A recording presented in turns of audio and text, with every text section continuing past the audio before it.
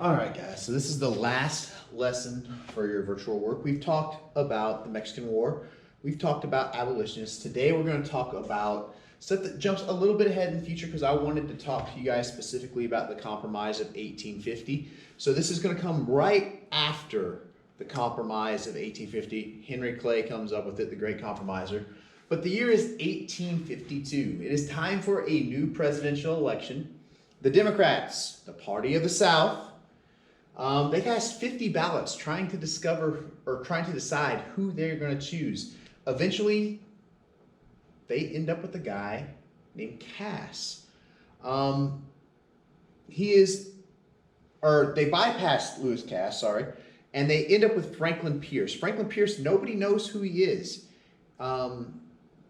He really only has one thing that makes him famous, and we'll talk about that in a minute. The Whigs, they use the proven formula. They're going to nominate a war hero to try and win. They nominate Zachary Taylor, they nominate Zachary Taylor's replacement in the Mexican War, Winfield Scott. So the guy that actually ended up winning the war. The proven formula this time doesn't work. And the reason it doesn't work is because of who the Democrats decided to nominate. The Democrats' first campaign, they've promised they will follow the Compromise of 1850. They will enforce the Fugitive Slave Act. Whigs don't completely support the Compromise, so that loses them support in the South because they don't say that they're going to follow the Fugitive Slave Act. But Franklin Pierce ends up winning 27 of the 31 states. And the reason why Franklin Pierce wins is because of a book that was written called The Life of Franklin Pierce. Franklin Pierce's autobiography.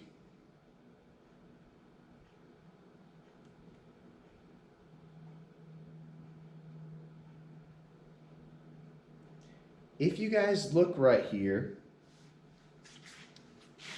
this is Franklin Pierce's biography. And if you look at it, it says The Life of Franklin Pierce. Try and get it in focus, but it won't. It then says who wrote it. It is Nathaniel Hawthorne. And if any of you guys know anything about literature, Nathaniel Hawthorne wrote a book that was the most famous book in America at this point in time called The Scarlet Letter. So basically what happened is the guy, because back then they don't have movies, they don't have radio, they don't have anything like that. When people wanted to be entertained, they read. The most famous author in American history at this point in time writes the life of Franklin Pierce. So everybody was like, ooh, it's Franklin Pierce. He's got to be awesome. And so they voted for him. It'd be kind of like if The Rock ran for president today. I mean, chances are he's going to win because he's so famous. Well, Franklin Pierce wins 27 of the 31 states. In his inaugural address, he expresses the hope that sectional division is over, that sectionalism, the problems with slavery are over. We've made all the compromises we're going to need to make with the Compromise of 1850. It solved all the problems with the Mexican land that we got in the Mexican War. We'll talk about that more when you guys are here in person on your first day back. But we hope that all those problems are going to be over. The Transcontinental Railroad destroys all those hopes. Transcontinental means it goes from one side of our country all the way to the other. Stephen Douglas champions the idea of building a transcontinental railroad. He is the leader of this movement. That's what champion means. You are the leader of a movement. It is not going to be on your vocab quiz. He wants the railroad, though, to go from Chicago to the Pacific Ocean through the unsettled part of the Louisiana Purchase. According to the Missouri Compromise, all of that land is going to be free. So, we're going to take a trip over here to the map. If you look at this map over here, you see this red line going from Chicago all the way across Iowa, across Nebraska, all the way over here, ending in San Francisco. That red line, this one right here, that's the Transcontinental Railroad. It already started in Chicago and went all the way to New York City. All right, so that's the Transcontinental Railroad, but the South doesn't like it because the railroad is built completely in the north. The South wants a railroad that'll run from right here in New Orleans and go across the South and end up in San Francisco, because those would be slave states. So that's going to be a major problem. Railroads mean money. Where you won't ever find a big city without railroad tracks in it. So railroads actually bring money with them. And the slave states want some of it. So like I said over there, showed you on that map, they want the railroad to run here.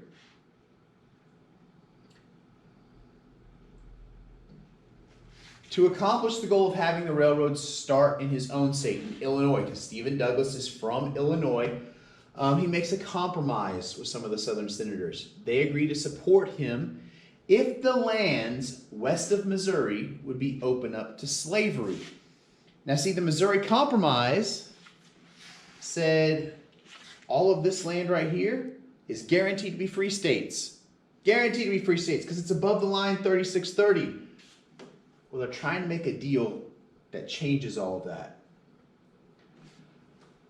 Stephen Douglas introduces an idea called the Kansas-Nebraska Act.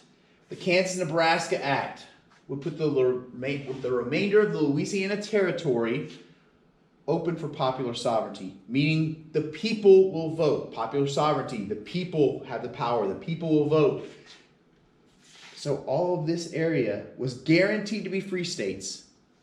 Now there's a possibility it could be slave states if this Kansas-Nebraska Act passes. It would annul, it would kill, it would get rid of, make it like it never existed. The line of 3630 for the Missouri Compromise. Northerners are outraged, but the bill passes anyway because Franklin Pierce, the President of the United States, supports the idea. Everybody completely forgets about the railroad until after the Civil War, but the Kansas-Nebraska Act is passed.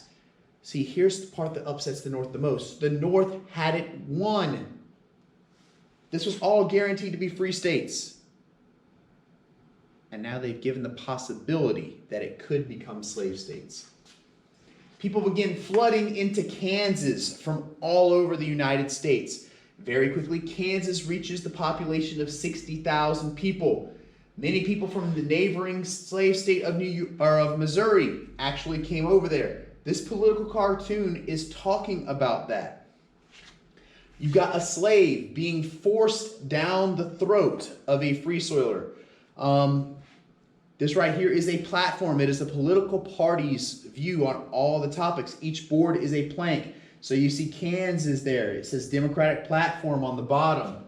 But it says forcing slavery down the throat of a free soiler. Kansas was supposed to be a free state, and now they're trying to make it become a slave state.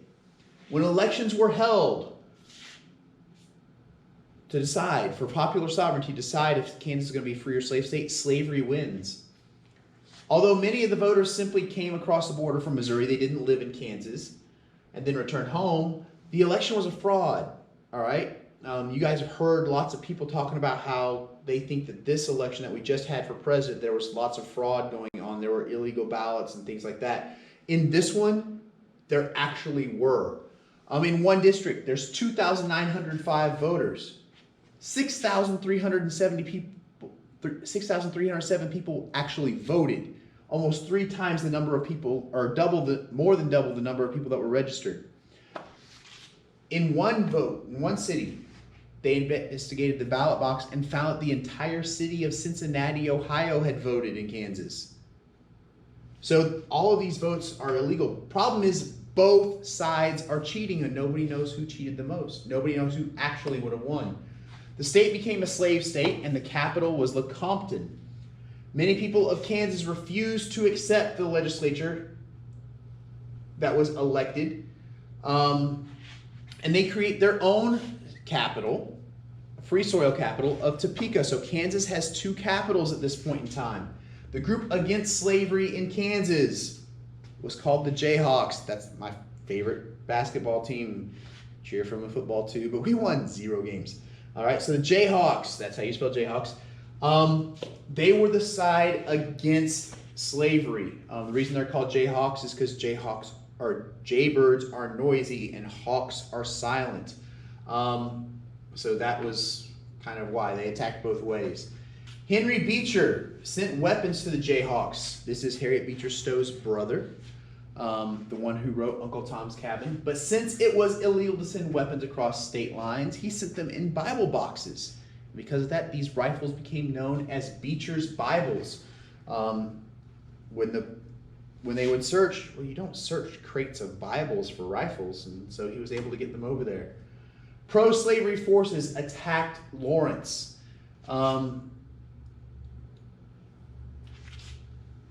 To arrest the abolitionist leaders who were meeting there, and they burned the city to the ground. That is called the sacking of Lawrence. Sacking of Lawrence. So sacking means to completely destroy, to just completely annihilate it. This event did not go unpunished. There was a man named John Brown. We talked about him before. He called himself God's special angel of death. He led an attack on Pottawatomie Creek. It was called the Pottawatomie Creek Massacre. And in this brutal attack, Brown and his sons pulled 5 men from their homes in the middle of the night and hacked them to death in front of their families for owning slaves. Fighting in Kansas over slavery was America's first civil war. It was known as Bleeding Kansas. Now, the reason this is a civil war is because you've got a pro-slavery force and an anti-slavery force both living in Kansas, and they are fighting and killing each other over the issue of slavery. In the U.S. Senate, a speech was given called The Crime Against Kansas, in which a South Carolina senator named Charles Sumner, or not South Carolina senator, a Massachusetts senator named Charles Sumner, starts talking about a South Carolina senator. The South Carolina senator's name was Andrew Butler. The problem is Andrew Butler isn't there to defend himself, but his nephew, Preston Brooks, was. This right here is a short section of the speech. And in this speech, he calls the senator from South Carolina like Don Quixote. Don Quixote is famous in Spanish literature. He pretty much was crazy and saw things that wasn't there. And then he starts saying this stuff about the senator from South Carolina. He says, the senator from South Carolina has read many books of chivalry and believes himself a chivalrous knight with sentiments of honor and courage. So he's got the quality of a knight. He stands up for the defenseless. Of course, he has chosen a mistress to whom he has made his vows. So he's pledged himself to a woman. And though who ugly to others is always lovely to him. So he's saying that the woman is, everybody thinks she's ugly, but Senator from South Carolina, Andrew Butler, thinks that she is lovely, even though the rest of the world thinks she's ugly. Though polluted in the sight of the world, is chaste in his sight. So the world thinks that she is nasty, and he thinks that she is pure. I mean the harlot slavery. The word harlot means prostitute. So he just called the woman that he has pledged himself to a prostitute. The senator from Massachusetts said that the wife, basically, of South Carolina's senator is a prostitute. But then he goes a step further. He says, I mean the harlot slavery. All right? So he's saying that the senator from South Carolina, it's not his wife that's a prostitute. He's saying that the senator from South Carolina sees himself as pledged to slavery, the way a man would pledge his love to a woman, to a wife. And that he defends slavery the way a man would defend his wife.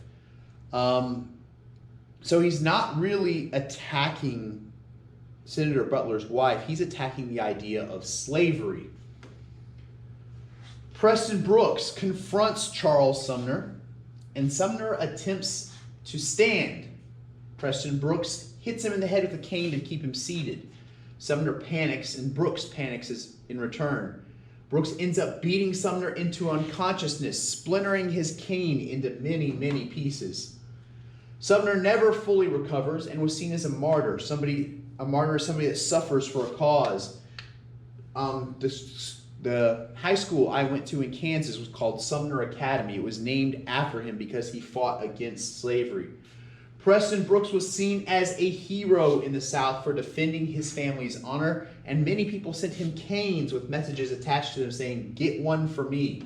Basically saying, go attack an abolitionist for me. Your essential question asks you, come on, go to the right place. How could it be said that the Civil War started in Kansas and not in South Carolina? Well, think about it this way. This is in the 1650s. Civil War for the whole country doesn't start until this is in the 1850s. Civil War for the whole country doesn't start until the 1860s. This is people against slavery versus people for slavery.